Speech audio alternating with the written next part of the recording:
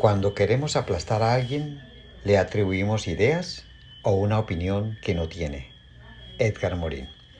Este filósofo teórico del pensamiento complejo nos lleva a pensar de un modo en el cual las familias se juntan a veces y con intención o sin intención terminan aplastando las ideas de la otra persona o haciéndola sentir de un modo con ideas que no tienen o tengan. Uno se preguntaría aquí, en este caso, ¿cómo se haría una transformación, un giro? ¿O cómo haríamos para poder moldear o construir o crear una propuesta distinta para las familias con este pensamiento? ¿Cómo hacemos para hacer ese giro? Interesante, sería interesante porque esto nos ayudaría a trabajar con las familias de un modo más transformador. Hay una propuesta y la propone Sheila McNiman cuando ella habla acerca de la inteligencia emocional, o mejor, de la inteligibilidad relacional. Y ella dice que tendremos que pensar entonces en construir unas relaciones más inteligentes, pero más que inteligentes es la cualidad de la inteligencia. Por eso habla de la inteligibilidad relacional. ¿Cómo haría? Miremos el argumento de ella que lo plantea. Ella lo plantea de este modo. A ver si lo tengo por acá. Aquí lo tengo. Ella dice así. Una vez situados en la inteligencia relacional, podemos desplazar nuestra atención, como dice Samson, a lo que sucede entre las personas en lugar de centrarnos en lo que sucede dentro de cada una de ellas. Coloquemos un ejemplo. Llegamos a visitar a una familia o nuestros familiares y cada uno va a expresar, pero usted me ofendió, ¿usted por qué me dijo eso?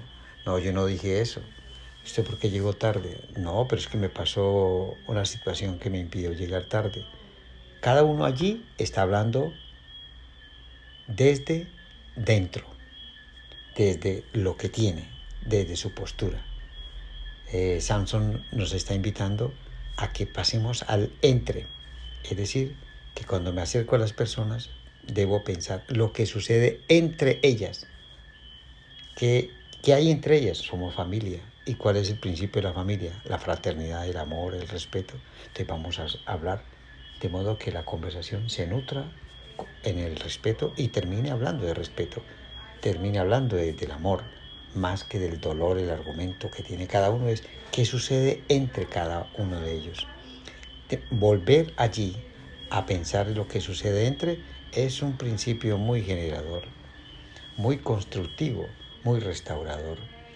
Miremos un caso que de pronto nos permite ilustrarnos en pensar en lo que sucede entre más que lo que sucede dentro de cada uno.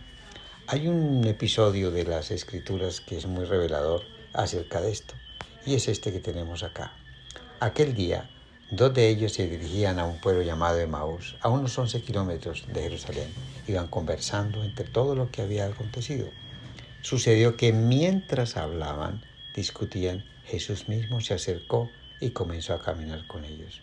Aquí es interesante ese mientras hablaban, mientras estaban, ese mientras, ese es el entre, ¿qué sucede entre ellos? Aparece Jesús. Entonces ya va a aparecer no tanto lo que opinan ellos, lo que opina Jesús, sino que lo que sucede en ambos. ¿Qué sucede entre ambas partes? Miremos. Pero no le reconocieron, pues sus ojos estaban velados. ¿Qué vienen discutiendo por el camino?, les preguntó. Se detuvieron cabizbajos y uno de ellos, llamado Cleofa, le dijo, ¿eres tú el único peregrino en Jerusalén que no se ha enterado de todo lo que ha pasado recientemente? Jesús dice, ¿qué es lo que ha pasado? Ahí está una manera muy inteligente de relacionarnos.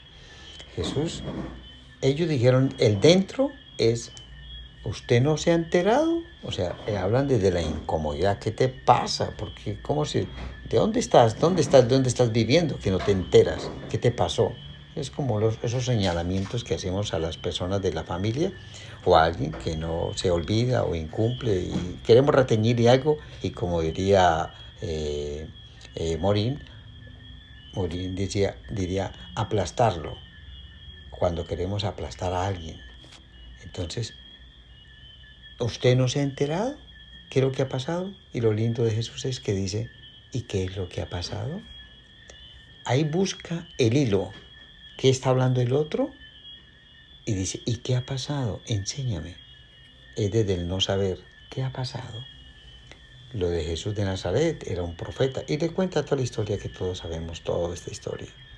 Jesús le va a decir, qué torpes son ustedes, les dijo, y qué tardo de corazón para creer todo lo que han dicho los profetas. ¿Acaso no tenía que sufrir el Cristo estas cosas antes de entrar en su gloria? Entonces, comenzando por Moisés y por todos los profetas, les explicó lo que se refería a él en todas las escrituras. Y después siguió al acercarse y se dirigía, pero ellos dijeron, quédate.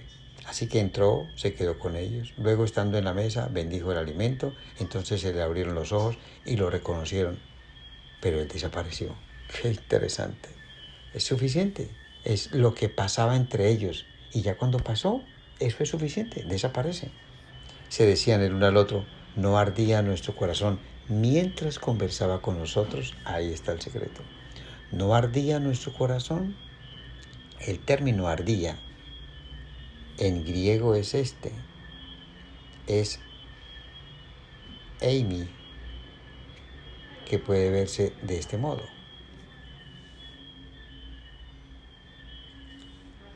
Aquí tenemos una explicación que me parece muy interesante y es existo, y se traduce así. Eimi.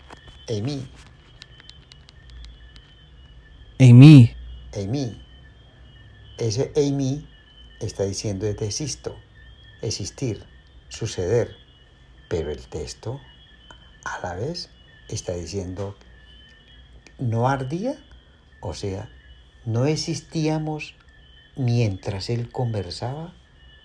Quiere decir que cuando una persona está conversando, cuando están sucediendo las cosas entre, es que se arde.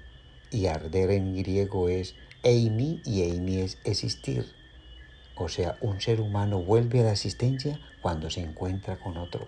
Por eso la alegría, por eso sentarse al lado de una taza de té o un almuerzo, invitarse, llamarse, eso es una necesidad, el estar en los encuentros.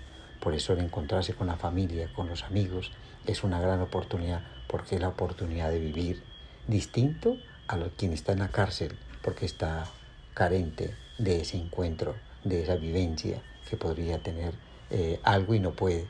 Anhela estar en comunidad. Juan de Patmos, en el Apocalipsis, se encontraba muy mal porque estaba en ostracismo, estaba aislado. Y Jesús es el que lo lleva a sentirse como en comunión mientras en ese aislamiento vivía. Pero aquí hay algo interesante, no ardía nuestro corazón. Y el texto dice, mientras, me llama la atención esa frase, mientras.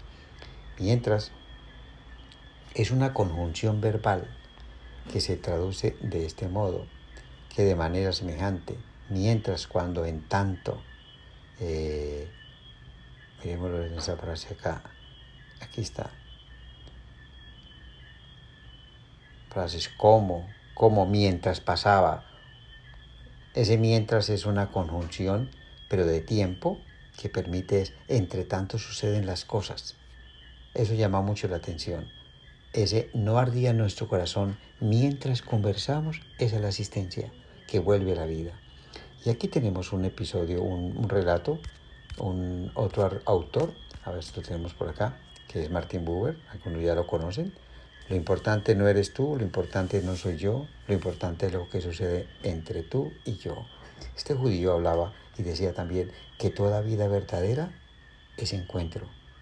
O sea, si queremos tener una vida buena es cuando nos encontramos. Por eso la idea aquí no es encontrarnos para qué, no es encontrarnos para aplastar a alguien o atribuirle ideas o una opinión que no tiene. No, es buscar cómo manejamos el rato, el momento, de modo que sea pacífico. Por eso Jesús dice, felices y bienaventurados los pacificadores, porque ellos son llamados hijos de Dios. Es una invitación para ser hijos de Dios con nuestras familias. Qué gozo y qué alegría poder encontrarnos con la familia de nuevamente.